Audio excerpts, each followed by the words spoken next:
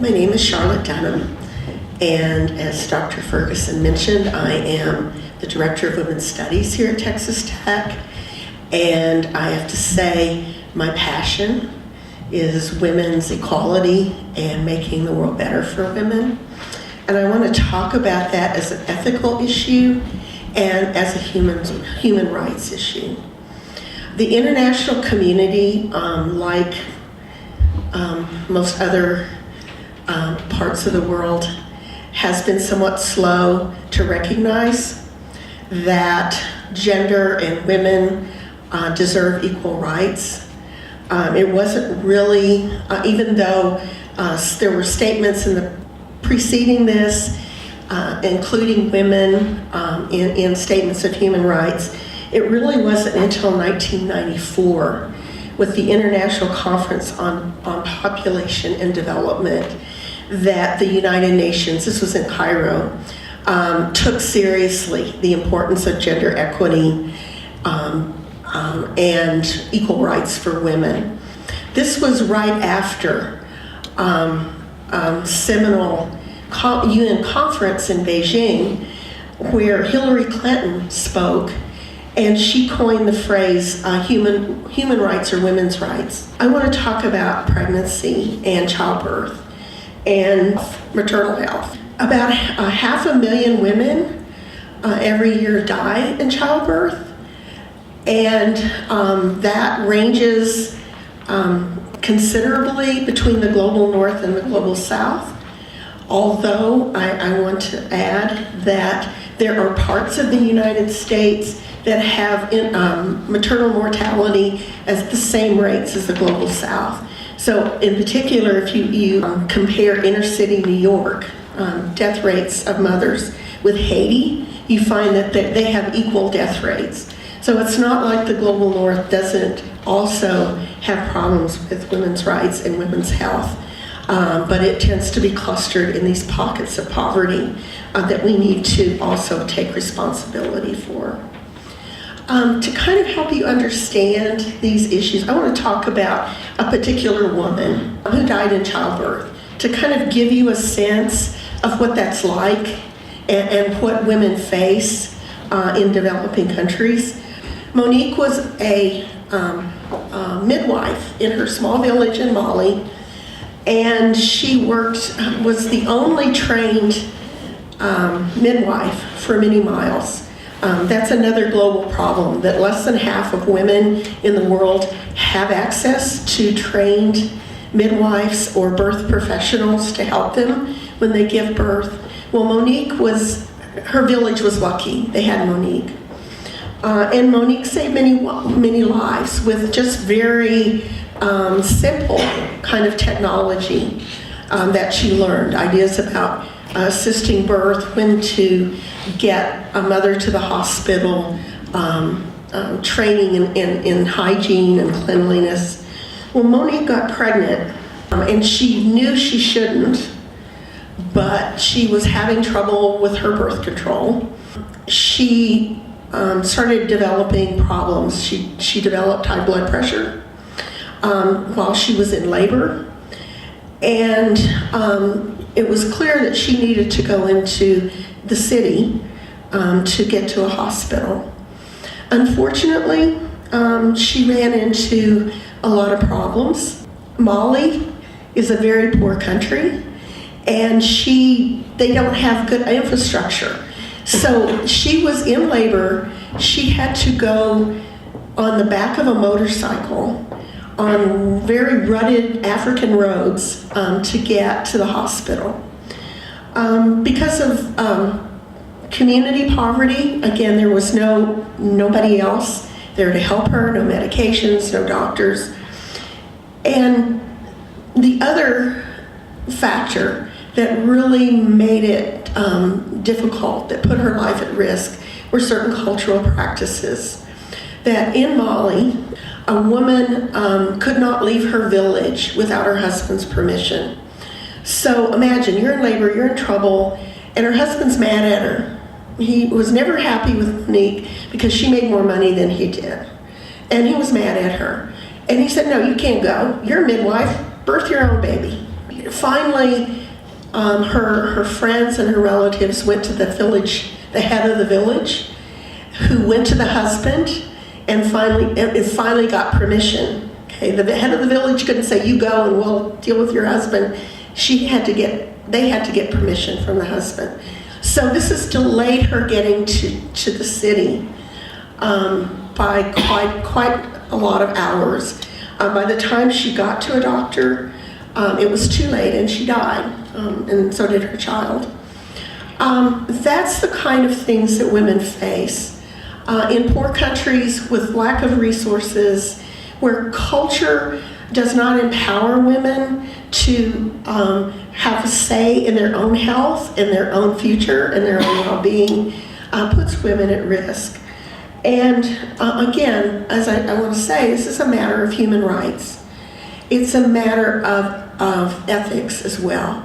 That all people have a right, should have a right to medical care, should have a right to their own destiny in many respects.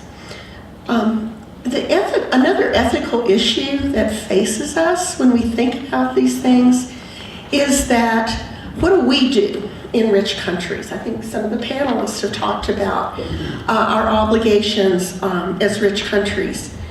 And as a woman and a feminist, the question is, who has more, has been lucky enough to have an education, a good education, who has more? What should my relationship be with women like Monique? What should be my relationship with the power structure in Mali in terms of making change? And the debate is that for too long, women from the global north have approached these issues as if we know better. Okay, we're doing well, we know better, we're educated, and so let's tell women in Mali what to do. As you can imagine, that's a mistake. And the ethical issue is, how do women in the world kind of come together to create, empower each other in a spirit of equality. And I know this word is controversial, but I like it anyway.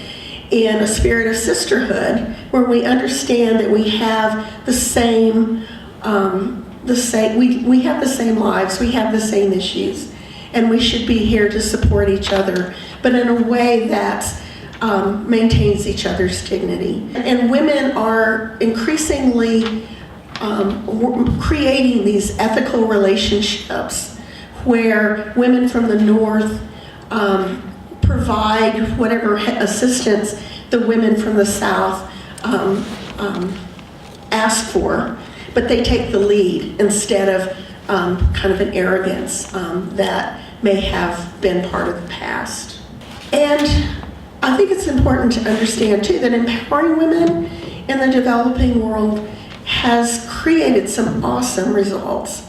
And I have the example of just 3 women that are kind of exemplars of the awesome things that can happen in the global south when women are empowered. The first woman is named Wangari Maathai. Wangari won the Nobel Peace Prize. She's the founder of the Green Belt movement in Kenya. She was the first woman to get a PhD at the University of Nairobi in Kenya, and the first woman to be made a department chair. She was actually a veterinarian, or a veterinary science scholar. Wangari saw that a lot of the problems faced by women in Kenya was because of deforestation. That women, relied on firewood to cook their families' meals, so they cut down a lot of the trees. So her program was to empower women by creating a program where women, peasant or village women, planted trees, lots and lots of trees. And the outcome of that was an improved environment, less soil erosion, replenishing firewood for women, And she made a lot of positive changes in Kenya. She got a lot of resistance that the male power structure sometimes doesn't like to see powerful women. Her husband divorced her, and he basically said she's too educated, too stubborn, and too smart for me. Right? And he divorced her. And she recently died. But Wangari created a lot of positive change as an empowered Kenyan woman. Lema Ngombe from Liberia is another example of empowered women in the developing world. Lema was part of the women's peace movement in Liberia. The Civil War had raged on. Women were fed up. We can't feed our children. We're fed up with being displaced constantly, leaving home as a refugee, then coming back because it's safer than having to leave home again. Women were fed up, so they got together. The Christian women and the Muslim women got together and went to the mosques and went to the churches and said, we have to do something about our men. This is enough. So the women's peace movement in Liberia started just sitting in the marketplace, dressing in white, sitting in the marketplace, and this was along the road to the presidential palace, Charles Taylor, and singing. They were able to pressure through a lot of other efforts, pressure the warlords and Charles Taylor to sit at the peace table. There's a wonderful documentary about this, Pray the Devil Back to Hell, that tells the whole story. But amazingly, these women were able to bring peace to Liberia. Took a lot of courage, but they were able to do it. And I might add, it's very, very sad that as they're getting on their feet, Ebola has kind of come back to be another plague on their country, which I might add, a lot of the women who are dying, a lot of the people who are dying in West Africa are women, but because of the culture, women are the ones who take care of the sick, who dress the bodies for burial, and they're the ones touching the bodily fluids, and they're the ones, in many cases, who are dying. And then the last person I want to mention is a friend of Texas Tech, also a very courageous woman who, as an empowered woman, has made a huge difference. I fully expect her to be recognized globally one day. Her name is Yanar Mohammed. She is Iraqi, and through the entire war in Iraq, she has been operating women's shelters.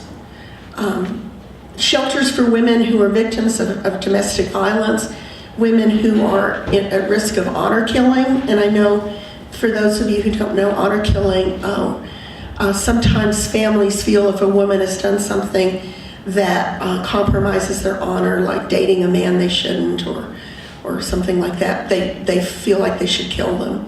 Yanar has created women's shelters. There are women's shelters now, I understand, in Mosul that are part of the chain of women's shelters. She has done a lot to protect women in Iraq during very difficult times. So, again, empowering women in the global south has amazing results. It's not just, however, because of these results, it's an ethical issue that equal rights are human rights, like Hillary Clinton says, and that to live in a world, as Dr. Farmer said, where there are a lot of poor people, which are overrepresented by women, is not good for any of us. So thank you very much.